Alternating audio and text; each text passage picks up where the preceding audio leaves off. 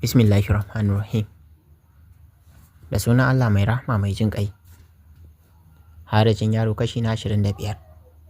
Kallonsa dai tana faɗin, wai ba za ka je aiki ba ne? Daga mata gira yana faɗin, yau tare za mu yi ni ina kurje kisan raina. So nake sai na ƙara sa ƙwaina a cikin cikinki. Murmushi kawai ta yi, tana mai gyara kwanciyarta a saman jikin shi. Haka suka ci gaba da wasansu irin na ma'autarta. Ba su ankara ba har rana ta yi. Sai dai kawai suka ɗaga kan suka ji ana bubbuga ƙofar gidan.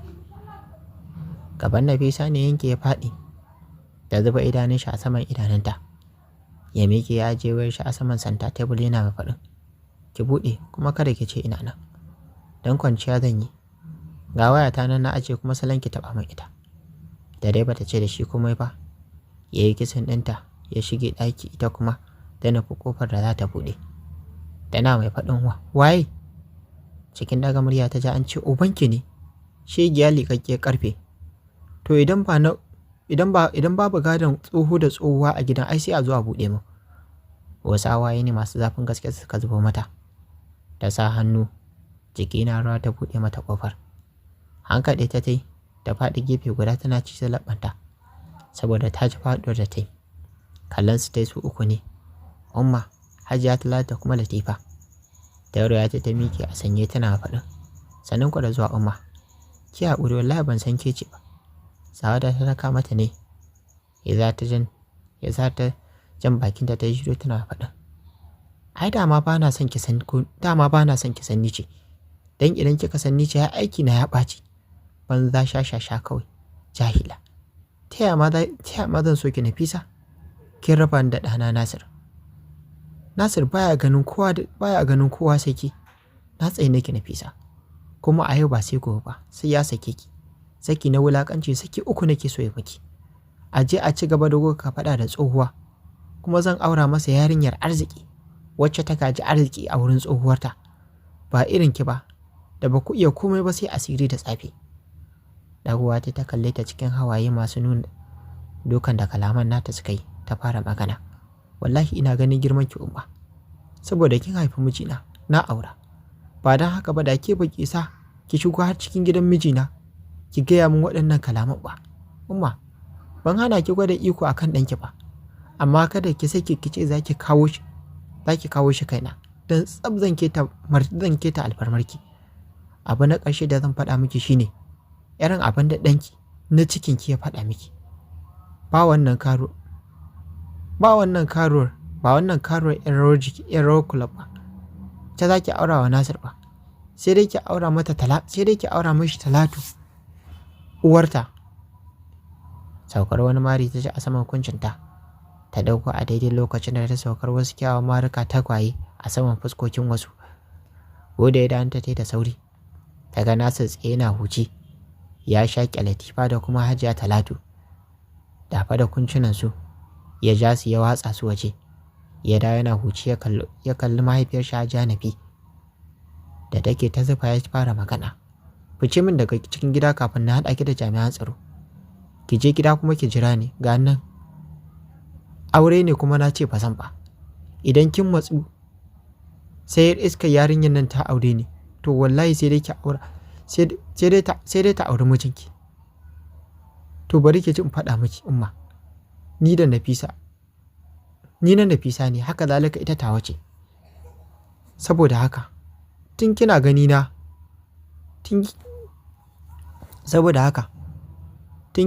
na a inda nake, wallahi ki fita daga harkar iyalina. Na san komai Umma, na san da abin da kuka yi a ɓoye, har kashe min yarinya da kuka yi, wanda Nafisa ce ta ɓoye min, to amma komai ya bayyana a gare ni. Na haka ki jira sakamakon ki. Yana gama faɗar haka ya juya shi ke cikin ɗaki. Umar ta kalli Nafisa, suka yi ido biyu. Nafisa ta saka mata murmushi tana faɗin, ba na son mu fara wannan wasan, so ki kama girmanki. Idan kuma ba haka ba, shi ya ta ɗaki a daidai lokacin da ya fito. Ya kalli Umar da take tsaye ya fara magana. Idan kin bana asirin ki zo ki tada ni a gida. Sai ki raka ni rijiyar da kika jefa kwalbar tsafinku da mugun nufinku na hana matata sake haihuwa. Umma, na tsana Hajiya Talatin can, saboda ita ce take ɗora ki akan kowace hanya gurɓatacciya. Sakai ya fice, ita kuma ta rufa mashi baya. Kalmar da ya furta mata wata muguwar nadama ce take ta saukar mata a cikin zuciya, kuma tana tausayin kanta.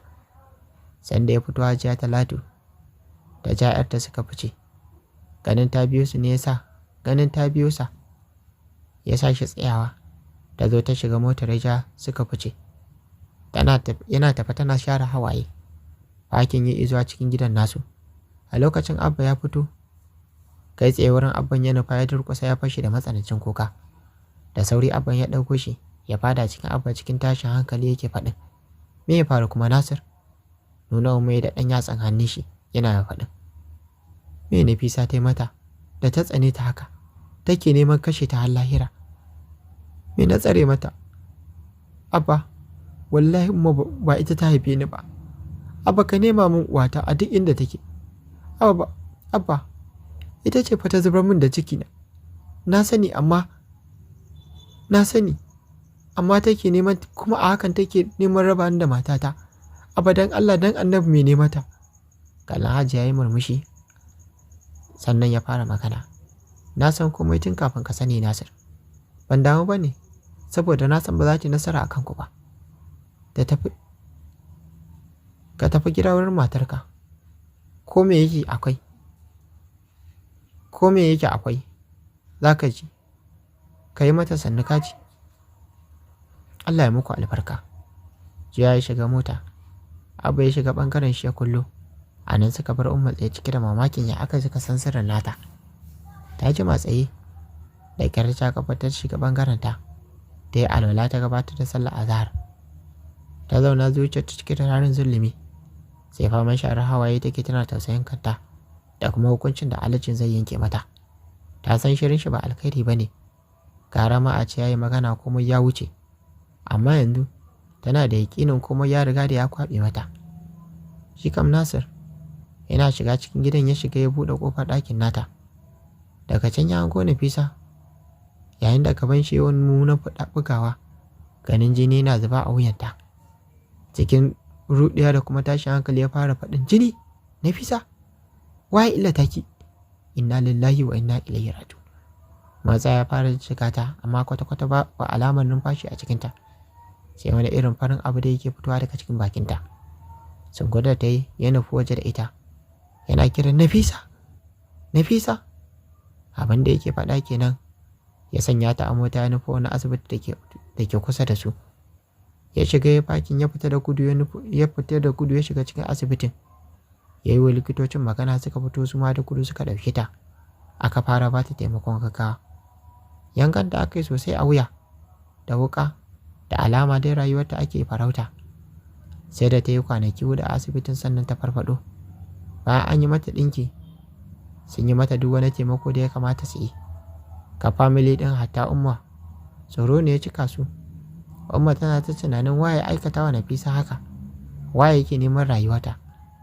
Haka dai abubuwa suka rika tafiya har sai da Nafisa ta ƙara sati 2 tana jinya, sannan ta samu sauki sai koma gida. Sosai Nasir yake bincike akan wanda yau matar shi wannan aika-aika. Ita dai amsa ɗaya take bashi. Mutum biyu ne suka shigo, kuma dukkaninsu fuskokinsu a rufe suke, na haka ba za ta iya gane ko su waye ba. Sosai Nasir ya ɗauki gaba da mahaifiyar shi. A ganin shi dangane yake kamar ita ce ta sa ake neman kashe matar shi. Amma dai bai ce komai ba, ya baro bincike ya aikinsa. A tsakanin lokacin ne Umma aka ranka ya aka tafi mai balwa da dokokin takardar saki. Daga Nafisa har Nasir babu wanda ya san me yake faruwa, saboda Abba hutu ya bashi akan ya je ya cinyar matar shi. Haka suka ci gaba da guzarar amarci. Aiko kafin hutun ya ƙare, sai da Nasir ya samu nasarar jefa ƙwallo a raga. Wannan wurin Nasir don har ba a ce a komai. Haka zalika ita ma Nafisar murna take a halin yanzu sosai, saboda zuwa yanzu sosai take ƙaunar mijin nata. Samsam ba ta fatan wani abu da zai raba tsakaninta da shi. Cikin lokacin ne kuma shirye-shiryen tafiyar Nasir ɗin Rasha ya kammala. Tsaf Abba ya musu biza saboda ya kafe idan ba da matar shi babu inda za shi. Kwanaki biyu tsakani suka je wa Hajiya sallama. A nan ta je a red card ɗin Abba yankar wa Umma. Hankalinta ya matuƙar tashi. Da gyar ta iya yi ne ta kira mijin nata ya zo ya ɗauke ta suka tafi gida. Sai bayan da suka je gida ne ta dube shi da kyau tana faɗin, amma bibi ka san Umma ba ta gida? Kallon ta yi da murmushi a san fuskar shi na faɗin, ina sani. Tun tana da kwana 3 Abba ya kira ne yake faɗa min cewa ya anta ya ta ƙauye. Cije laifanta da cikin takaici tana faɗin, me kai kuma kai a kai? Tsoke fuska ya tamo yana faɗin, ban yi komai ba saboda ba hurumi na bane. Da dai akan ki ne to shine ya shafe ni, amma ni akan Abba ba abin da ya shafe ni. Shiru ta kafin ta miƙe tana faɗin, ba zai yiwu ba, dole ya kamata kai wani abu kai Nasir. Uwa ce kuma ba a canza hutun suna. Ko yaya ne dai Umma ta haife ka, na haka kai ɗin dole ne a wurinta. Haka zalika haƙƙi ne a gare ka kare duk wata martaba tata. I'm sorry to say Nasir, wallahi ka gyara tsakaninka da mahaifiyarka. Ba ta tamkarka, haka zalika kai ma kuma baka da tamkarka. Shigiya ɗaki ya kwanta saman gado. Tana tunanin abin da ya zafi har Abban ya kai ka sakin Umma. Idan dai ko kaɗan sakin bai yi mata daɗi ba. Bata jima da shigowa ba ya shigo. Tana kwance ya kwanta jikinta yana faɗin, baby I'm hungry. Harara ta galla mishi tana faɗin, ita hungry ɗinka. Saurin rufe mata baki yana ƙyalƙyala dariya game da faɗin, idan na mutu ke ma mutuwa zaki, saboda ruhin mu amanne yake juna da juna.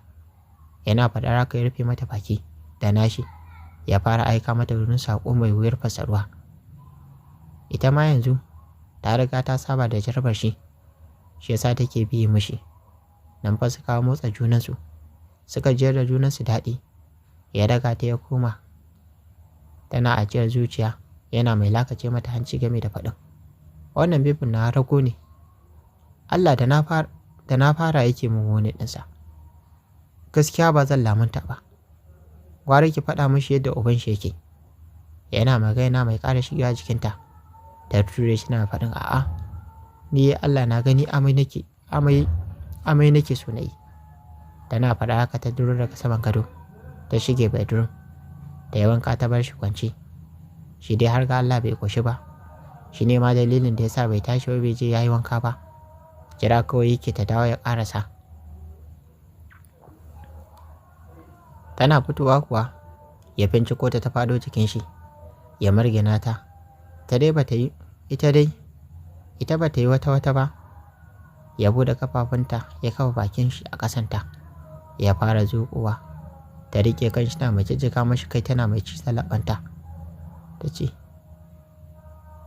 ni ban san wace iri ya jaraba gare ka ba Nasir. Ai ba bari ta rufe bakinta ba. Ya nutsa harshen shi a ciki ya fara karkada. Ba ta da yadda za ta yi, dole ita ma ta sakar mashi jiki. Suka ci junansu iyacinsu. A ranar dai Nasir style kala-kala yi. Wani style ɗin ma dai ba taɓa sanin ya iya shi ba sai a wannan dare. Haka dai suka kai tsakiyar dare suna sha'aninsu. Daga can suka yi wanka suka dawo suka kwanta. Bacci mai daɗi ya an gaba da su. Washe gari shine da kan shi mata komai. Ya gama ya tashi ta yi brush suka karya. Ta sake komawa bacci. Har yanzu wani mugun bacci take ji. Shi kuma ya fita ya tafi gidansu. Da yake Asabar ce suka yi magana da Abba da Baffa akan tafiyar tasu. Shi dai Abba ya so ya kyala Nafisa a gida ta haihu a gabansu. Shi kuma Baffa ya dake akan gara ya tafi da matar tashi, wataƙila ko hankalin shi zai fi kwanciya a can. Ranar Litinin jirgin su ya daga zuwa Rasha.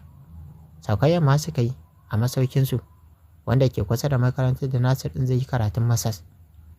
Sai da suka yi wanka suka ci abinci sannan suka kwanta don hutawa. Bai fita ba sai washe gari. Ya je dukkan abin da zai yi sannan ya dawo suka ci gaba da soyewarsu. Ni dai soyayyar Nafisa ta Nasir tana matuƙar burge ni. Kamar su haɗe junansu haka suke ji. Sai dai idan makaranta ya tafi, ita kuma ta yi tana bacci. Idan ya dawo kuma su yi wanka su fita zakari. cikinta sai girma yake yi saboda tattali da kuma kulawa da yake samu ba na wasa ba. Cikin nan duk wani